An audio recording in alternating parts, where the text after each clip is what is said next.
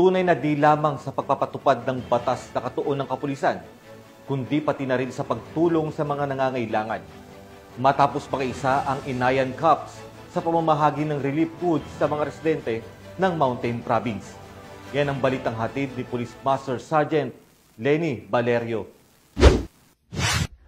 Muling ipinakita ng Diwa ng Bayanihan sa pagbibigay ng kawang-gawaan ng mga Inayan Cups sa Social Welfare and Development ng Mountain Province sa paghahatid ng mga food packs noong 5 ng Oktubre taong kasalukuyan.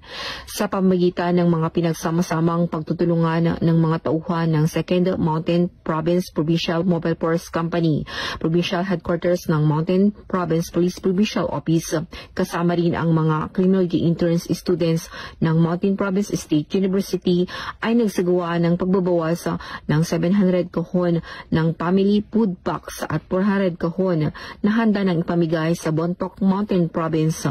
Sa ganitong aktibidad sa pagtulungan sa pagitan ng iba pang ahensya sa pagbibigay ng napapanahong tulong sa publiko ay nagpapatunay ng matibay na pagsasamahan.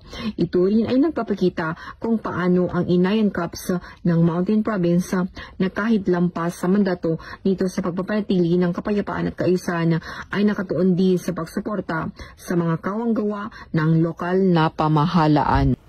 Mula dito sa Riyon ng Cordillera, ako ang inyong PNN correspondent, Police Master Sergeant Lenny Valerio, alagad ng batas, tagataguyod ng Balitang Pulis.